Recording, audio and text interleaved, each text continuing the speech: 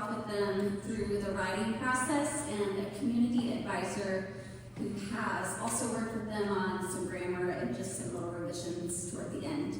So they will present, then the panel will ask a few questions.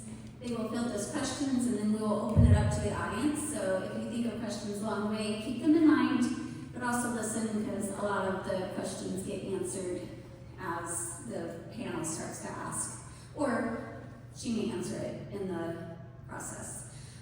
This particular presentation, on a personal note, as I read it, I was in a process of deciding whether or not my younger 3 kids are going to continue in CC, and her argument was so compelling that I decided that I absolutely needed to keep my younger 3 kids in CC. In fact, I decided that I need debate. So, I hope you guys enjoy. It's Caroline Cassidy. Woo. Thank you all for coming. Thank you to my panel. I have Mrs. Hudson, my director, my mom, Mrs. Turner, my advisor, and Katie Green, my mentor. Thank you all for coming. This is my thesis presentation, The Case for Debate, Reviving Ancient Rhetoric in America's High Schools. According to Hubert Humphrey, freedom is hammered out on the anvil of discussion, dissent, and debate. America was established on a foundation of freedom. Passionate discourse and debate gave life to the Articles of Confederation, the Declaration of Independence, and the Constitution. Americans claim to embody the same commitment to freedom and democracy today, but our education system is failing to produce the critical thinkers and effective communicators needed to preserve it. The unfortunate repercussions are manifesting in the form of weak leadership, polarization, and vulnerability to oppression. Reviving the ancient art of debate in high schools across America provides a solution to this growing crisis. Now, we always begin debates by defining terms, so let's begin by defining debate itself. Oxford English Dictionary defines debate as a formal discussion on a particular topic where opposing arguments are put forward in a structured and organized manner. Participants aim to convince others of their viewpoints using evidence and logical reasoning.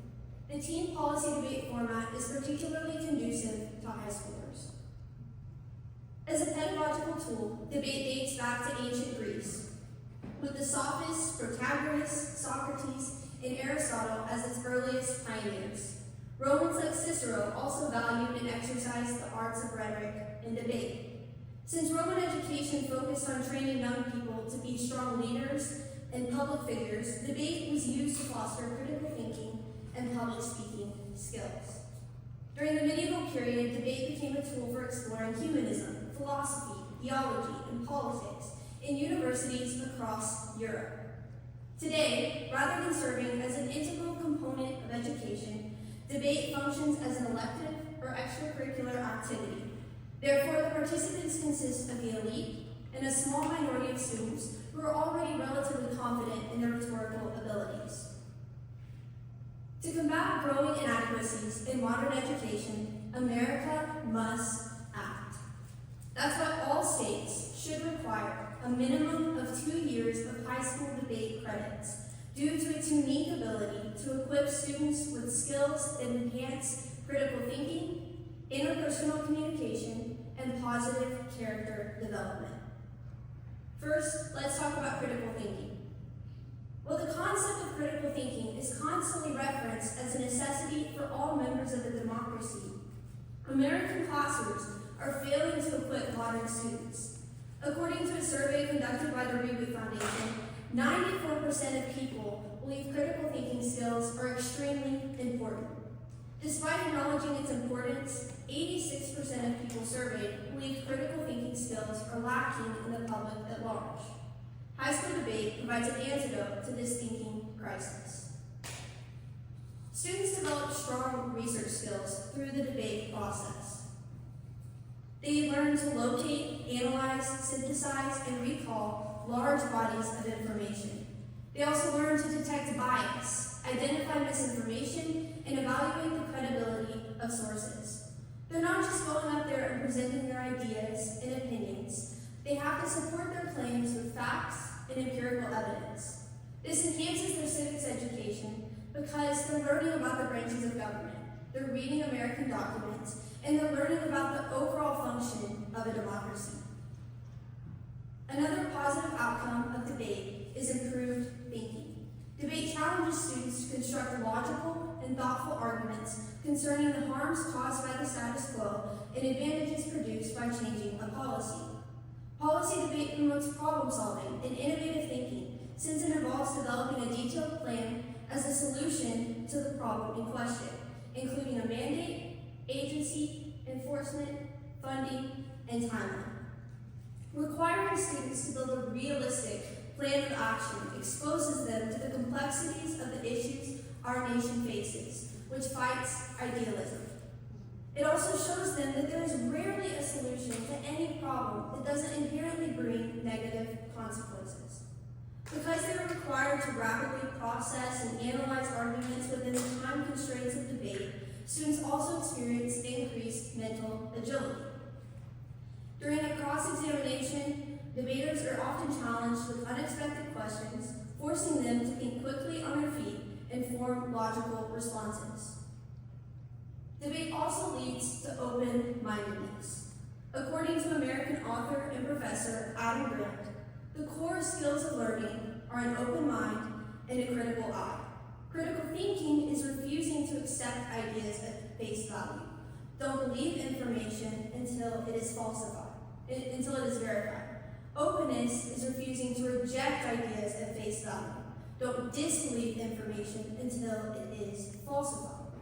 Students are required to prepare an entire case for both sides of the debate, even if they vehemently disagree with one side.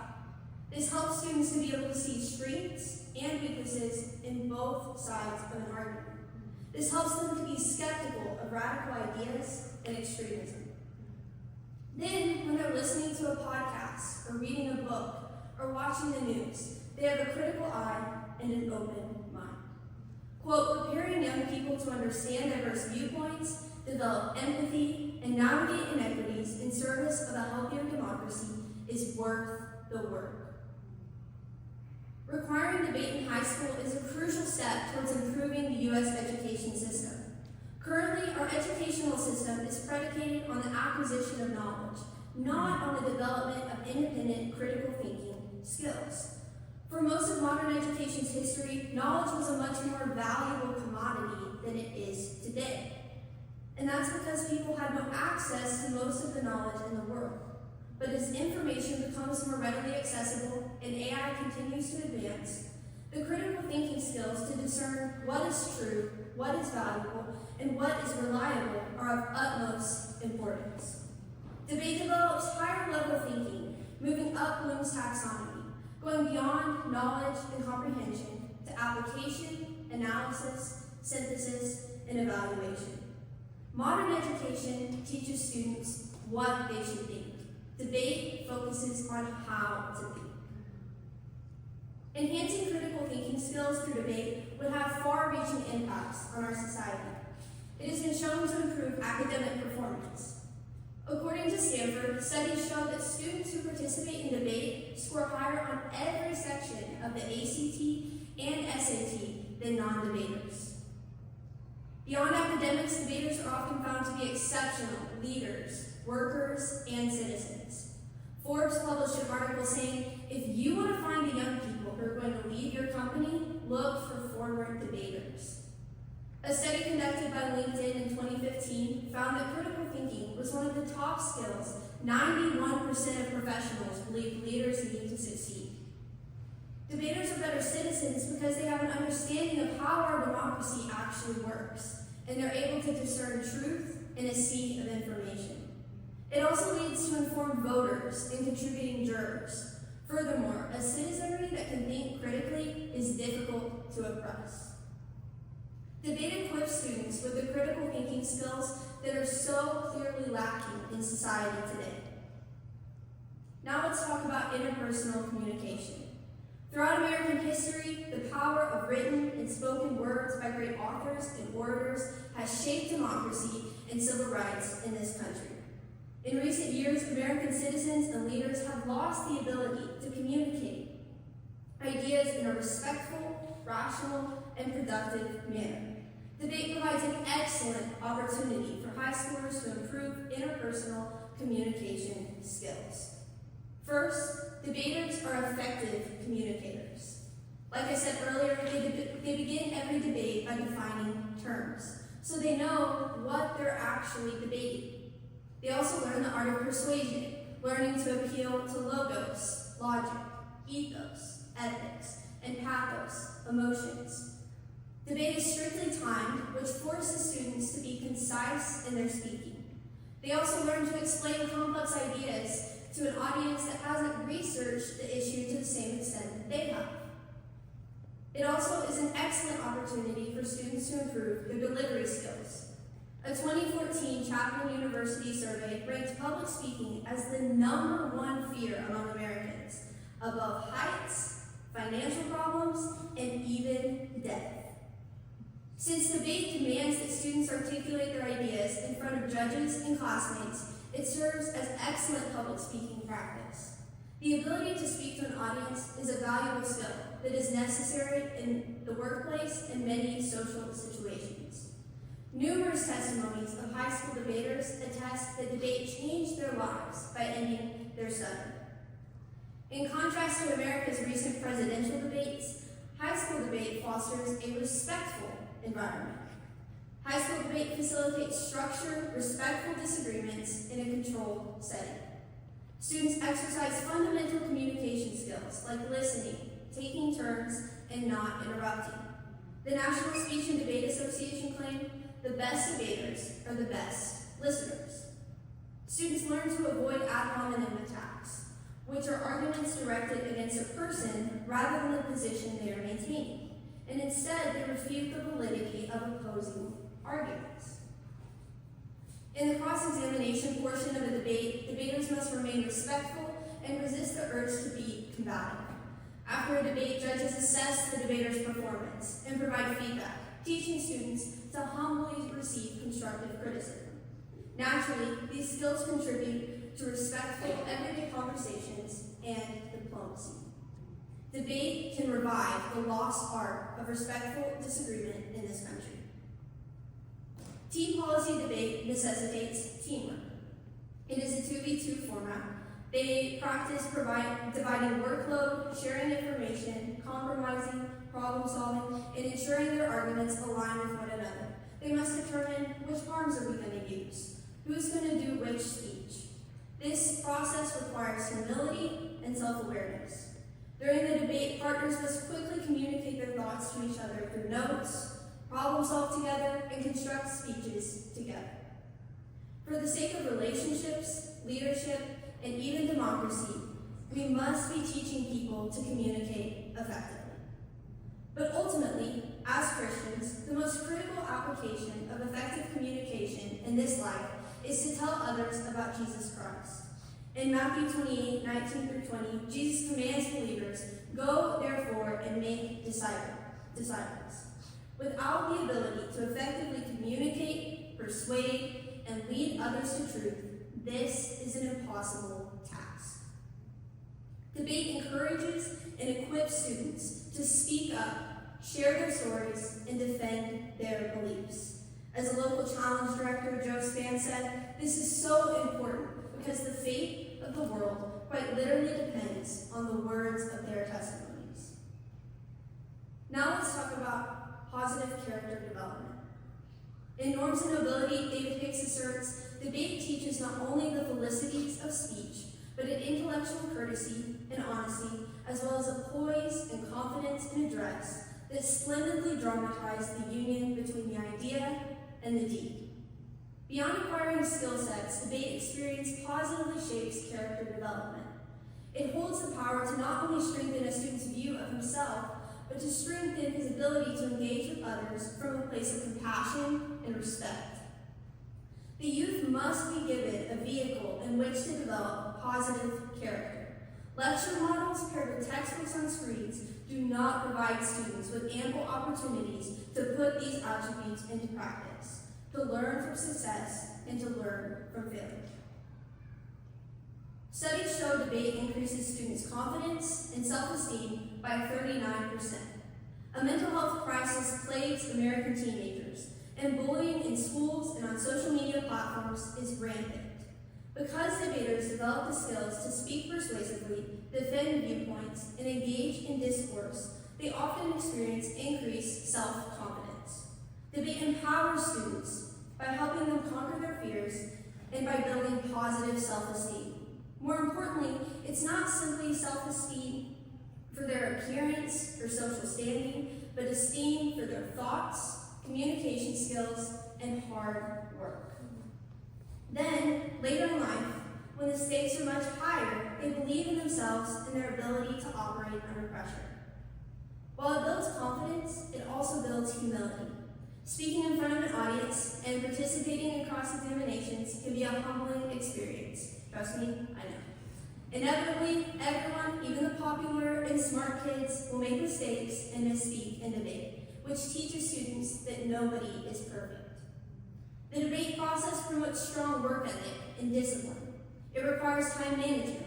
Students are required to keep their speeches within strict time constraints and are given a limited amount of prep time which they must use wisely.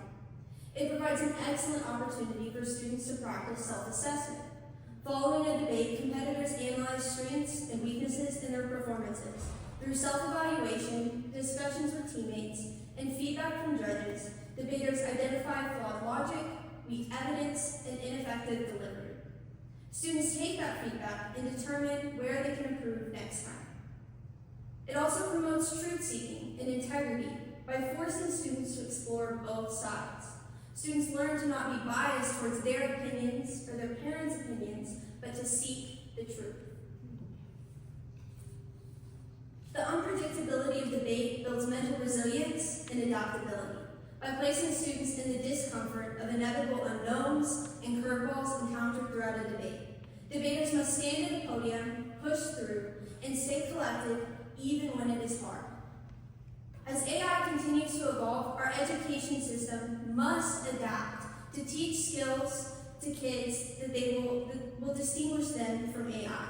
According to OpenAI CEO Sam Altman, resilience, adaptability, and the ability to ask good questions are the most important skills kids should be learning in the age of AI. By challenging them to explore moral and ethical issues, debate instills strong moral values and ethical reasoning skills in students, which leads to advocacy. In a study evaluating the effectiveness of debate on developing moral and ethical reasoning skills, 83% of students agreed or strongly agreed that they were better at recognizing, understanding, and addressing ethical dilemmas because of debate. They talk about important issues such as immigration law or education policy. Exposure to these complex topics often ignites a passion in students for specific issues or oppressed people groups. For example, a student might participate in a debate on the death penalty. They might go into the debate not really having any feelings on it, but after researching it and hearing the stories of innocent people who have died by execution, they might feel strongly against the death penalty. Then, utilizing their critical thinking and communication skills, students can stand up for their beliefs and advocate for freedom, justice, and equality. Quote, because debaters spend much of their time learning about critical issues that face the world, they feel particularly inclined to solve them. Throughout Scripture, God calls his people to fight for the oppressed. Amos 5:24 declares, let justice roll like a river and righteousness like a never-failing stream. Debate serves as a tool to develop cognitive empathy, which is understanding another person's thoughts and emotions without necessarily feeling them. It is an intellectual process of making sense of the other person's experiences and viewpoints. Debate develops empathy by requiring students to understand and argue multiple perspectives, often defending positions they don't disagree with. As we learned from Atticus Finch in Challenge 1 and To Kill a Mockingbird, you never really understand a person until you consider things from his point of view, until you climb into his skin and walk around it. The debate process facilitates positive character development. In a culture that overly emphasizes athletic abilities and popularity, debate elevates skilled human interaction, intellect, and rhetoric. Requiring students to practice these skills through in-person, regular debates demonstrates a commitment to positive character development as an integral component of education. Now, I've stressed the importance of looking at both sides of an argument, so let's look at the other side of this argument.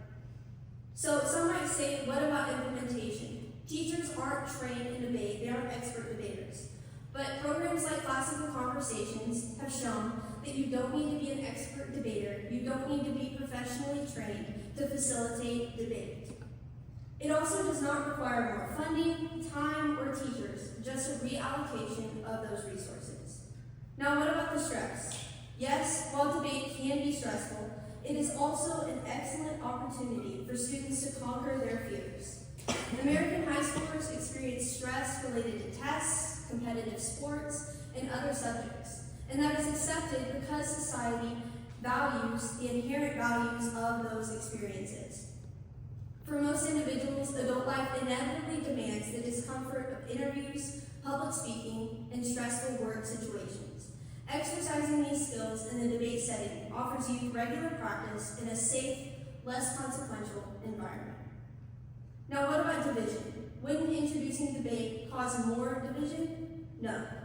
We shouldn't suppress argumentation and avoid disagreement. We should teach the next generation how to engage in healthy debate. Argumentation itself is not the problem. The fact that most Americans lack the skill set to engage in respectful, fact-based argumentation is the problem. The goal should never be to make everyone agree. The goal should be to prepare students to live in a world where they can engage in healthy conversation. Debate actually helps combat polarization and division in the long run. As political commentator Van Jones said, debate is the lifeblood of democracy after all. Disagreement is a good thing, even heated disagreement. Only in a dictatorship does everyone have to agree. As we can see, the benefits produced by debate far outweigh any challenges presented. Students win, the future of American society wins. According to political strategist and advocate Elizabeth Coachella, if we want to walk the walk in teaching our kids meaningful life lessons and critical thinking, we need to lay a foundation of communication skills, persuasiveness, and intentional interaction with peers.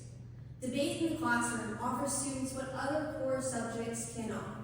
One of the most ancient but effective methods of instruction has fallen by the wayside, and it desperately needs to be revived. That's why all states should require a minimum of 2 years of high school debate credits due to its unique ability to equip students with skills that enhance critical thinking, interpersonal communication, and positive character development.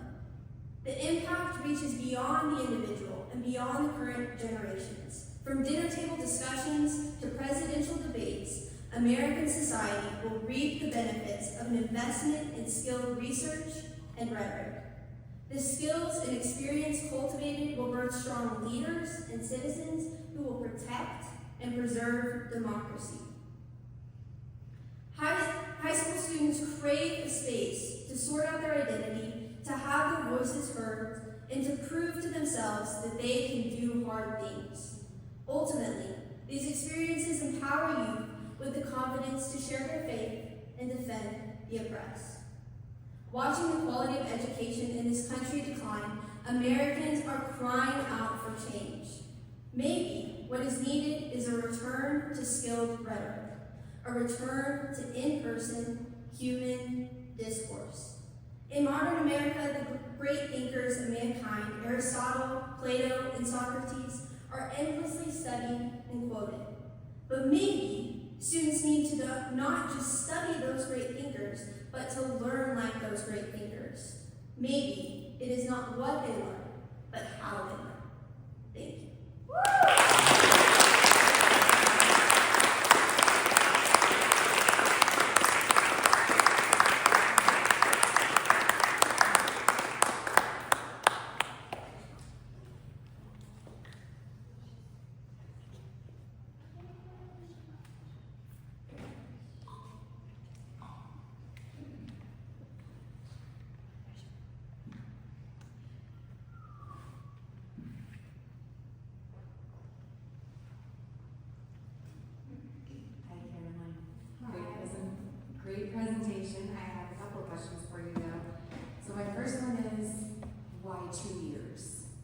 goals not be accomplished in a shorter amount of time?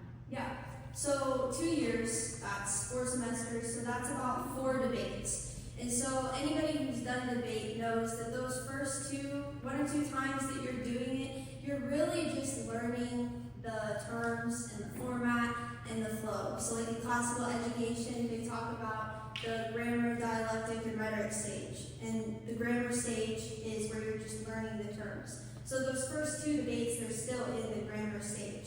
So then, once they've learned the terms and the format and the flow, then they can really dig deeper and they'll have confidence and they can present their ideas more clearly and have deeper thoughts. So that's why 2 years, I think, would be sufficient.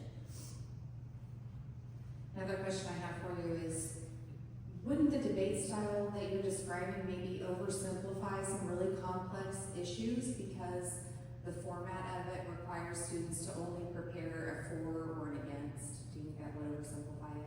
Yeah, so I've thought about that, like, oh, there are so many solutions in between these extreme options, for and against, but really, even though they aren't presenting all of the ideas in between, as they're researching, they're seeing all the options and solutions in between the extremes. So like, for example, I participated in a debate on whether or not DC should be a state. And me and my classmates were all like, well, it seems like it doesn't need to be a state, but we could just be giving them adequate representation so they're not being taxed without representation, and that would solve the problem. But like, none of us went up there and argued that. So even though it seems like they're just arguing for and against, they are learning about the complexities and the nuances of these issues, even if they're not presenting them. Okay, that was sort of leading to my next question is, do you think that that discourages maybe compromise solutions or coming up with a new alternative? Yeah, so I mean, that's just kind of like the same thing. Like, they're coming up with those and they're acquiring that skill set to be able to engage in a conversation where they're compromising and negotiating because they know how to listen and they're open-minded and have empathy and all of those things that they will need to have those conversations later. And it's hard to facilitate like a compromise debate for high schoolers. Like, this is kind of like the closest thing to that. Great job, Caroline. My first question is about incorporating debate. In how would you propose incorporating debate into already full high school schedules? Yeah, so it would kind of look like how like a language credit looks. It wouldn't replace language credits, but like they would be required to have those 2-year credits so they could take the place of electives. They would just be required to do those, like they're required to do Spanish or Oklahoma history or things like that, but they would serve as electives. Okay, do you think that there is a specific time frame in high school that would be best suited for that, or is it just any time in your high school career you just do 2 debate credits?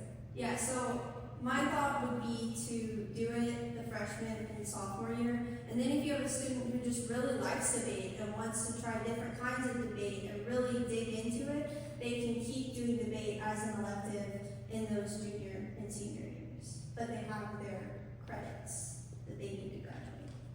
Great. Okay, one more personal question then. Which of the 3 benefits of debate do you feel like is the biggest benefit for you?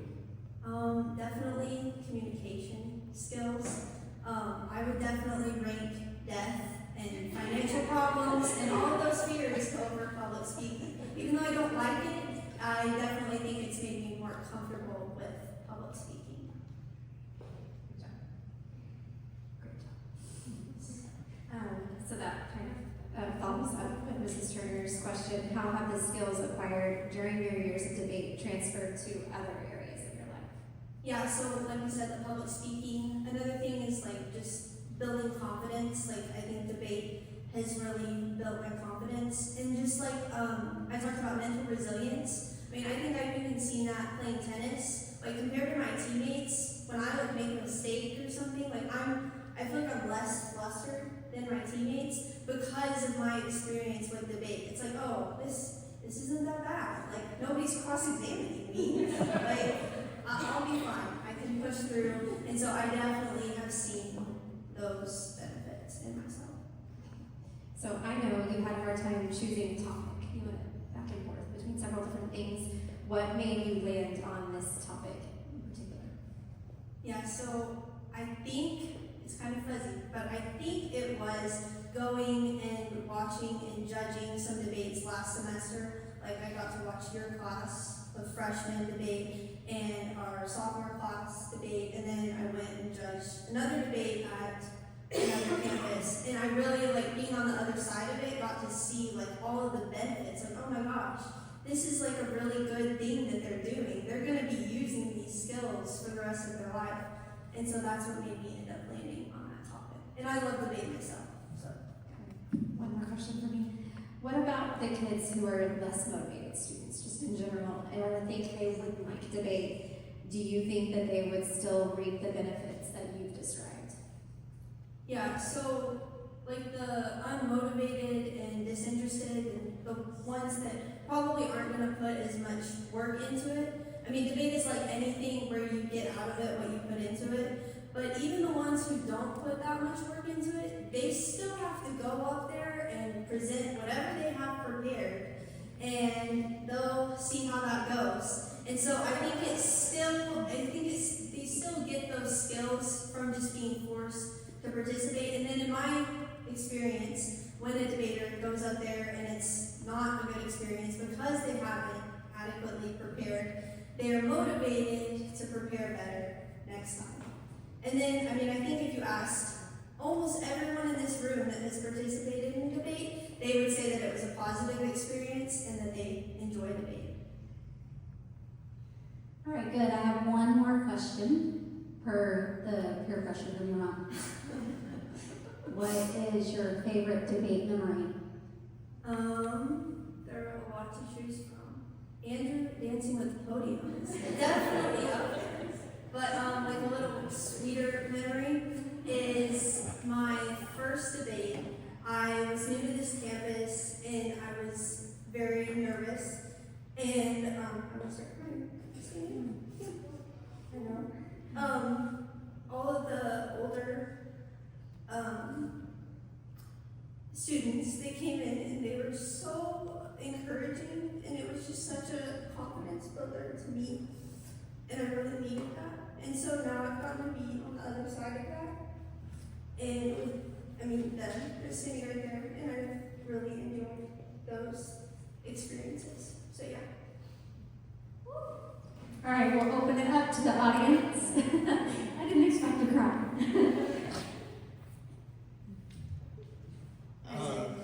Okay, so the question I have is people who never get good at debate, even if they do a ton of debates in high school, will they also have the benefits from doing debate? So even if they do a bunch of debate, but they're not really good at it, yes. I definitely think they still reap the benefits. Even if it's small growth, I haven't seen anyone who it's like, oh no, they didn't grow at all because of debate. Like, I still think that going up there and presenting, you're inevitably gonna experience some of the benefits I described, even if you feel like it didn't go well.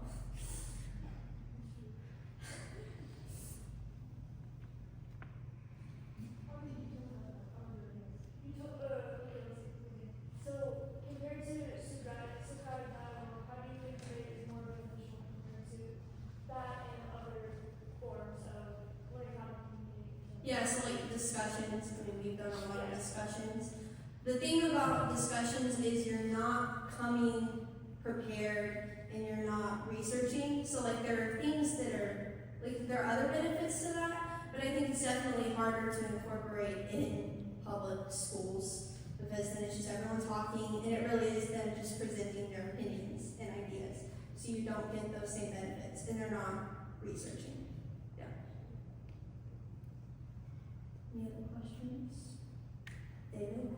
So, would there be a difference for people that, whether it's special needs or speech impediments or something, how would that be? How would that go about if they're in class? Would they have to do it separately, or would they be incorporated with the majority?